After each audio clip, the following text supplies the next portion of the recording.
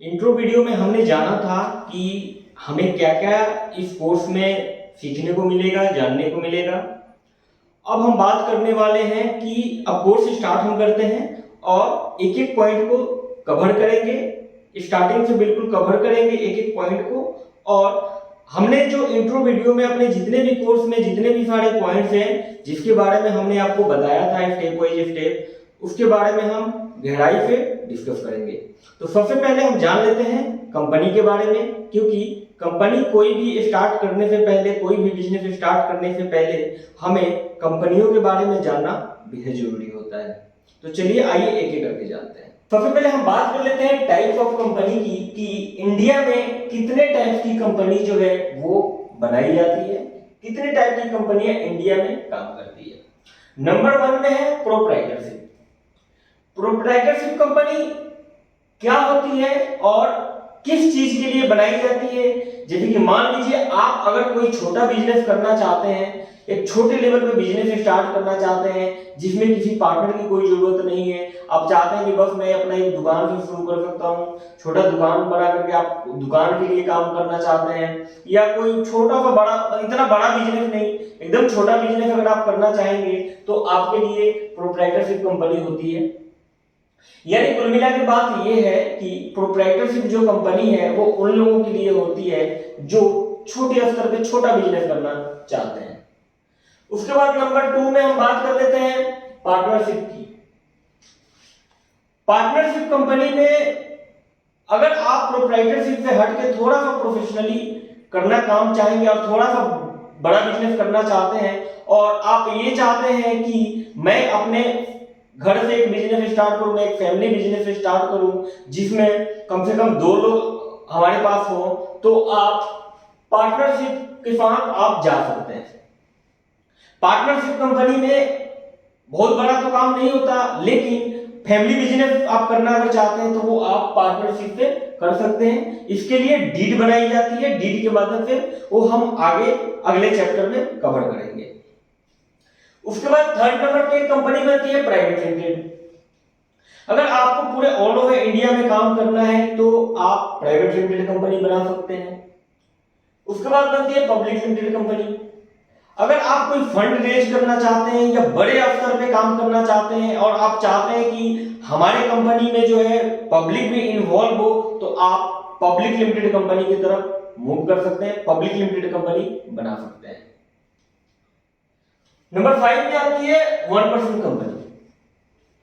अगर आपके पास कोई व्यक्ति नहीं है लेकिन आपको पूरे ऑल ओवर इंडिया में बहुत बड़ा काम करना है और इन फ्यूचर जाकर के आपको फंड भी रेज करना है, तो आप 1% कंपनी बना सकते हैं। ये जो कंपनी होती है एक व्यक्ति से बनती है, बस इसमें एक डायरेक्टर होता है और इसमें एक नॉमिनी की आवश्यकता होती है, तो उससे ये कंपनी स्टार्ट हो जाती है। ओपीसी 1% कंपनी होती है, इसको आप बना सकते हैं।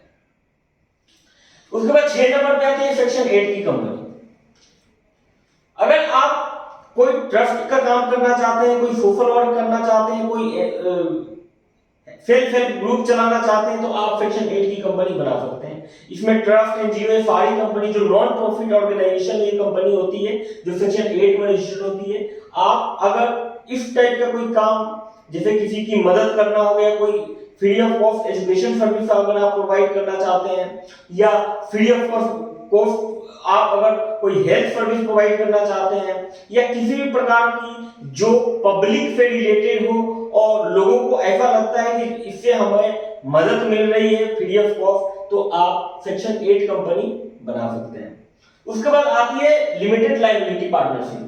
लिमिटेड लायबिलिटी पार्टनरशिप कंपनी क्या होती है, या जैसे कि मैंने डिस्कस किया प्रोप्राइटरशिप के बारे में, तो उससे थोड़ी सी अगर प्रोफेशनली अगर आप काम करना चाहते हैं तो आप एलएलपी कंपनी की तरफ मूव कर सकते हैं। अगर आप चाहते हैं कि मैं प्राइवेट लिमिटेड कंपनी ना बना करके एलएलपी कंपनी बनाऊं, तो आप एलएलपी कंपनी बना सकते हैं और प्रोफेशनली इसमें काम कर सकते हैं। ये भी लिमिटेड लायबिलिटी होता है, इसमें भी लिमिटेड लायबिलिटी होता है।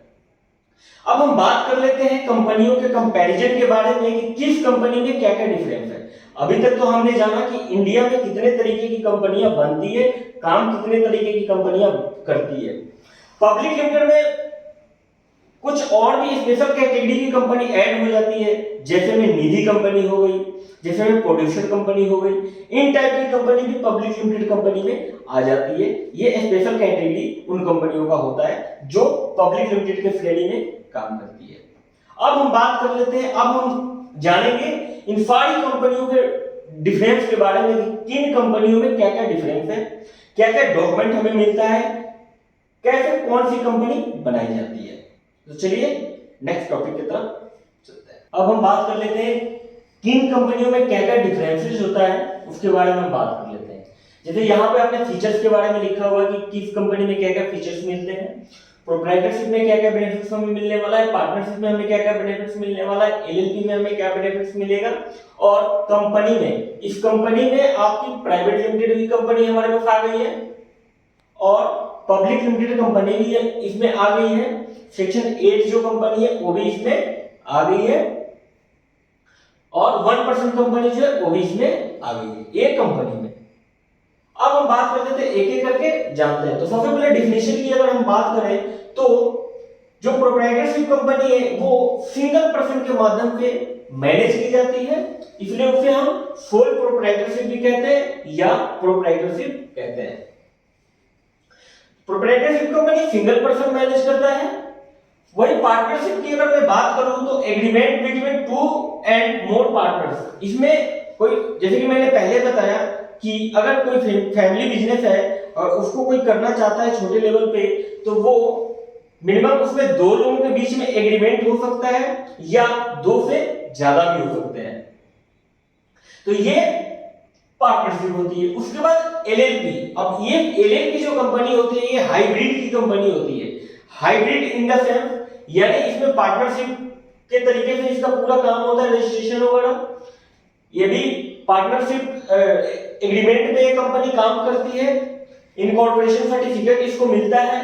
लेकिन इसमें लायबिलिटी की अगर मैं बात करूं तो कंपनी के हिसाब से, जो एक कंपनी एक्ट के हिसाब से जो लायबिलिटी है उसके हिसाब से इसमें काउंट किया जाता है। और वर्किंग क्राइटेरिया अगर देखा जाए, अगर प्रोफेशनल तरीके से अगर किसी बिजनेस को स्टार्ट किया जाए, थोड़ा सा प्रोफेशनली अगर आदमी जाना चाहे, तो वो पार्टनरशिप के तरीके से भी ये कंपनी जो होती है ये काम करती है, जो एलएलपी की कंपनी होती है। इसलिए इसको हम हाइब्रिड की कंपनी भी बोलते हैं। कंपनी की अगर मैं बात करूं तो कंपनी में जो है आपकी जो भी कंपनी एक्ट के अकॉर्डिंग काम करती है, उसका सारी की सारी कंपनियां इसमें आ जाती है। अब इसका जो डिफिनीशन होता है वो, इसमें जो लायबिलिटी होती है वो लायबिलिटी लिमिटेड होती है, यानी अब उसके बारे में हम आगे नीचे डिस्कस करेंगे कि क्या लायबिलिटी होती है उसमें।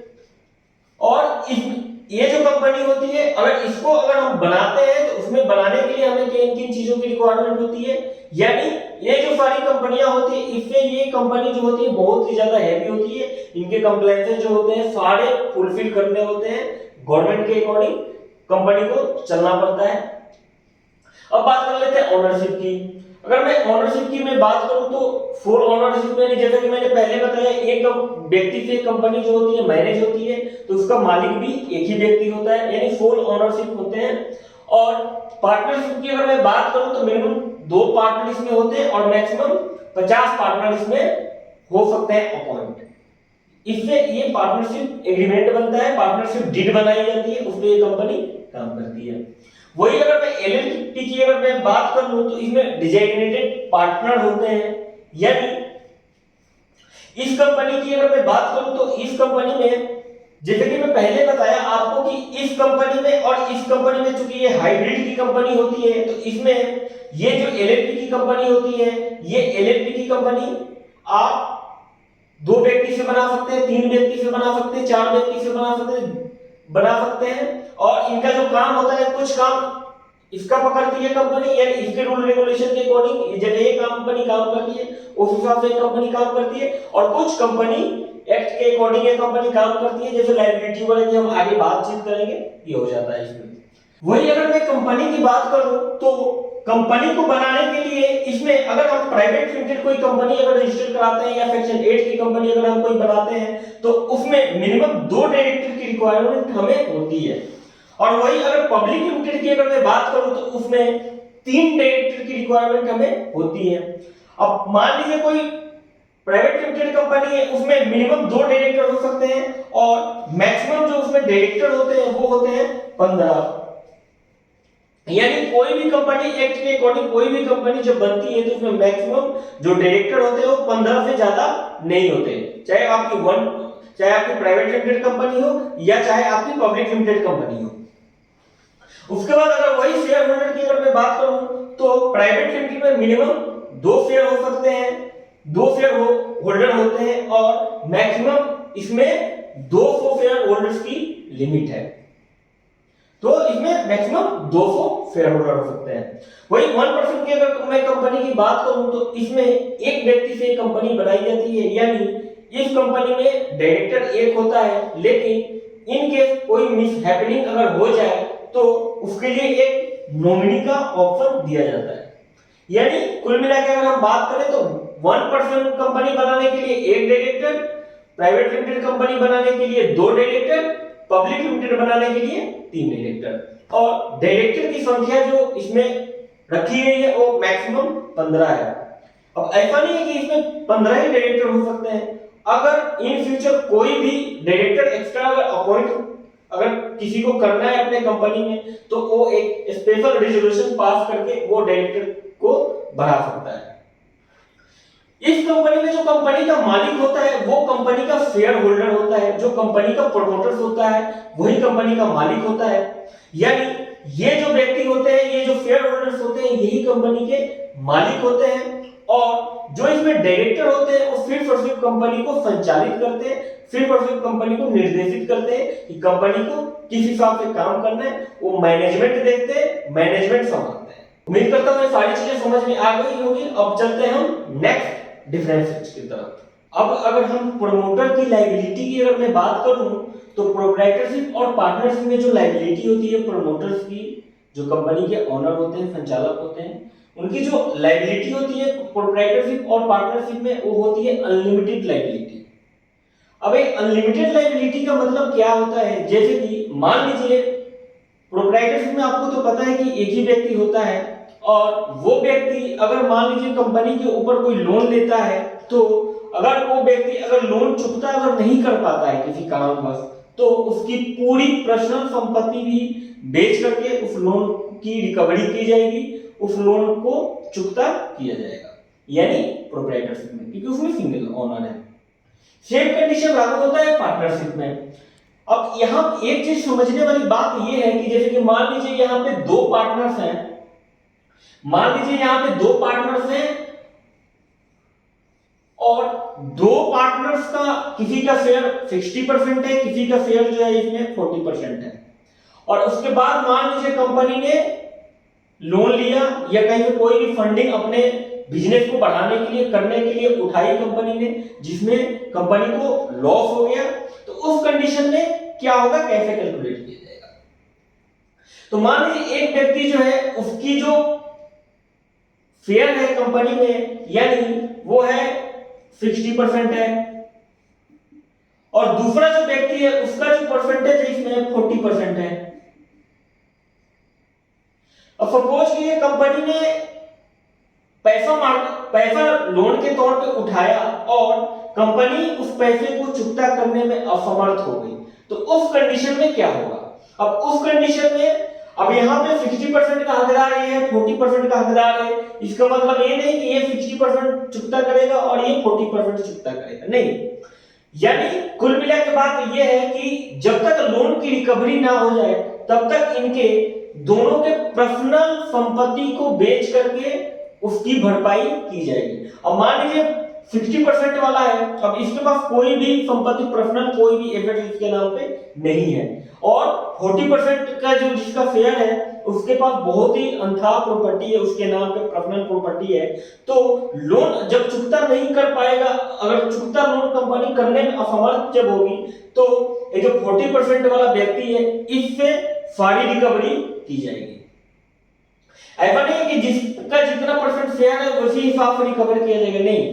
पर्सनल संपत्ति भी बेच करके, और अगर इसके पास 0 पर्सनल एसेट्स है तो, और इसके पास अगर एसेट्स है यानी सेकंड पार्टनर के पास जो 40% का हकदार है उसके पास अगर एसेट्स है तो उसकी एसेट्स भी बेच करके उस लोन की रिकवरी की जाती है।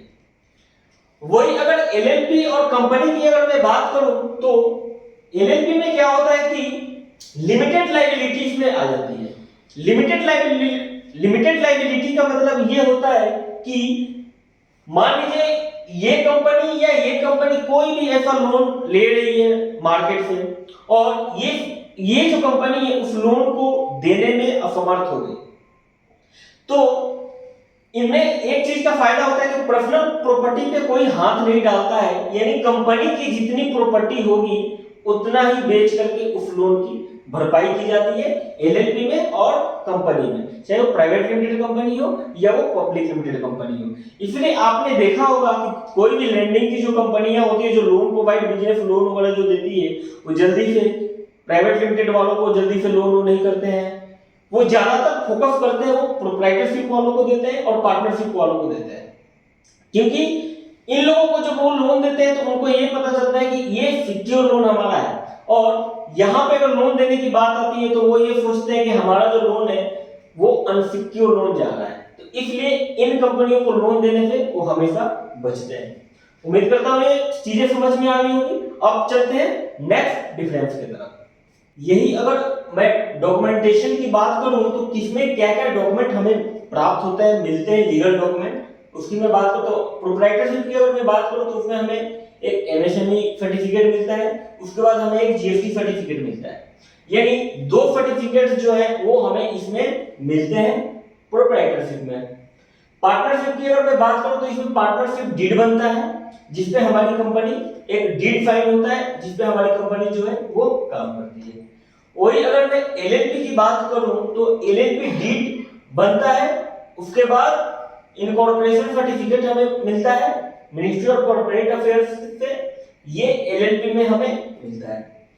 कंपनी की अगर मैं बात करूं तो कंपनी एक्ट के अकॉर्डिंग जो कंपनियां रजिस्टर्ड होती है उसमें एमओए, एओए, पैन, टैन सब मिलता है इसमें, यानी इनकॉर्पोरेशन सर्टिफिकेट मिलेगा, एमओए मिलेगा, एओए मिलेगा, पैन कार्ड मिलेगा, पैन कार्ड इवन इसमें भी बनता है, सब में बनता है, इसमें भी हमें मिलता है। वही अगर गवर्नेंस की अगर मैं बात करूं तो इसमें कोई कुछ नहीं है, इसमें हमें कुछ किसी भी चीज की आवश्यकता नहीं होती। वही अगर पार्टनरशिप की अगर मैं बात करूं तो ये अंडर पार्टनरशिप एक्ट के अंडर में ये जो होती है पार्टनरशिप कंपनी ये रजिस्टर होती है। और वही मैं अगर एलएलपी की बात करूं तो एलएलपी एक्ट 2008 जो है उसके अंडर में एलएलपी कंपनी जो है वो रजिस्टर होती है। कंपनी की अगर मैं बात करूं तो ये अंडर कंपनी एक्ट 2013 के अंडर में ये कंपनी जो है वो रजिस्टर होती है, चाहे प्राइवेट लिमिटेड आपकी कंपनी हो या आपकी चाहे वो प्राइवेट लिमिटेड कंपनी हो या 1% कंपनी हो या पब्लिक लिमिटेड कंपनी हो या सेक्शन 8 की कंपनी हो, वो कंपनी एक्ट 2013 के अकॉर्डिंग वो काम करते हैं और कंपनी एक्ट 2013 में वो रजिस्टर होते हैं। अगर मैं ट्रांसफर की बात करूं तो इसमें क्या होता है कि जो प्रोप्राइटरशिप की कंपनी होती है वो ट्रांसफरेबल रहता है, ट्रांसफर हो जाता है उसमें। सॉरी, प्रोप्राइटरशिप की अगर मैं बात करूं तो इसमें ट्रांसफर आप नहीं कर सकते, यानी अपना जो एग्रीमेंट है या कोई भी सर्टिफिकेट है या कोई भी काम हो, जैसे अदर कंपनी में अपना शेयर जो है परसेंटेज जो है जैसे ट्रांसफर हम करते हैं वो इसमें कम हो जाता है, इसमें बिल्कुल भी नहीं होता। और पार्टनरशिप की अगर मैं बात करूं तो ये इसमें ट्रांसफर इसमें भी नहीं होता है, लेकिन एक कंडीशन में हो जाएगा, अगर वो कंपनी अंडर आरओएफ के अंडर में अगर रजिस्टर है। तो आरओएफ का मतलब क्या होता है, रजिस्टर ऑफ पार्टनरशिप फॉर्म, यानी उसके अंडर में अगर ये रजिस्टर है, अगर सिंपल एग्रीमेंट अगर बना हुआ है तो बिल्कुल भी नहीं हो सकता, लेकिन इसके अंडर में अगर ये रजिस्टर है पार्टनरशिप, अगर आपने डीड अगर इसके अंडर में आरओएफ के अंडर में रजिस्टर किया हुआ है, यानी रजिस्टर ऑफ पार्टनरशिप फॉर्म के अंडर में अगर रजिस्टर किया हुआ है तो वो पॉसिबल है, आप ट्रांसफर कर सकते हैं। और वही अगर एलएलपी और कंपनी की अगर मैं बात करूं तो इसमें इजीली आप ट्रांसफर कर सकते हैं, अपना शेयर किसी को भी दे सकते हैं, अपॉइंटमेंट करा सकते हैं, ये इसमें पॉसिबिलिटी जो है वो बढ़ जाती है। अब कंप्लायंस क्या क्या रिक्वायरमेंट्स हैं इसकी हम बात कर लेते हैं। तो जो प्रोप्राइटरशिप कंपनी होती है उसको इनकम टैक्स फाइल करने की आवश्यकता होती है, और वो कब फाइल करेगी, अगर उसका टर्नओवर जो है मोर देन 250 लाख के ऊपर है, यानी 2.5 लाख के अगर ऊपर अगर उनका टर्नओवर है तो वो आईटीआर फाइल करेंगे, यानी वो इनकम टैक्स फाइल करेंगे। वही अगर मैं पार्टनरशिप की में बात करूं तो इसमें आईटीआर 5 जो होता है, जैसे कि आईटीआर का स्लैब बना हुआ है, कितना स्लैब है क्या क्या वो आगे हम डिस्कस करेंगे। आईटीआर 5 जो है वो पार्टनरशिप फॉर्म के लिए होता है, वो आईटीआर फाइल करते हैं।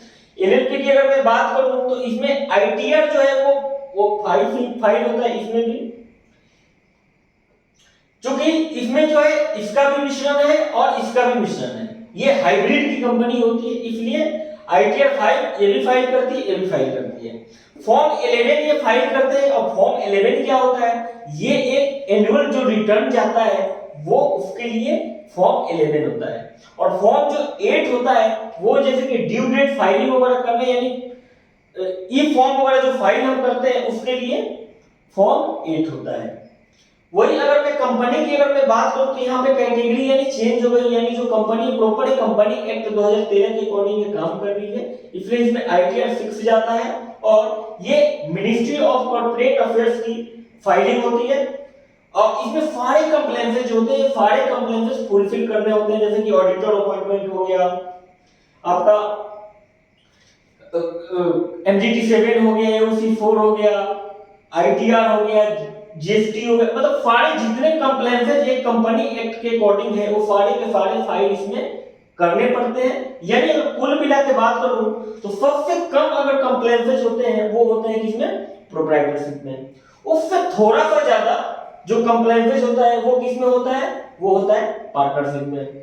उससे ज्यादा जो कंप्लेंसेस होता है वो कहां होता है, एलएलपी कंपनी में। और इसमें तो कुछ भी छूटता नहीं है, यानी कंपनी के हिसाब से जो भी कंप्लेंसेस है वो सारी की सारी चीजें इसमें जाएगी।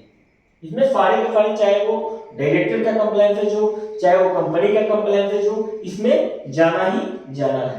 तो आपको डिफरेंसेस क्या होते हैं कंपनियों में, सारी चीजें समझ में आ गई हो, उम्मीद करता हूं कि आ गई होगी सारी चीजें कि किन कंपनियों में क्या क्या डिफरेंसेस होते हैं। अब नेक्स्ट टॉपिक की तरफ बढ़ते हैं, आइए।